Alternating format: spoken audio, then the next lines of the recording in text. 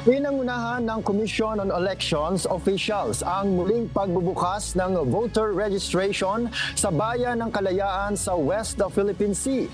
Ayon sa COMELEC at Armed Forces of the Philippines, ang hakbang na ito ay patunay at pagpapakita ng ating karapatan sa lugar na kasama sa mga inaangkin ng China.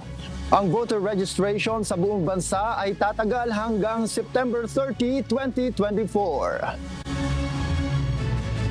Wala namang kaduda-duda, ang kinatatayuan nating lupang ito ay lupa at pag-aari ng Pilipinas. The fact na nandito ang COMELEC, nagpaparehistro tayo ng ating mga kababayan, mga Pilipino, nangangahulugan Pilipinas ito.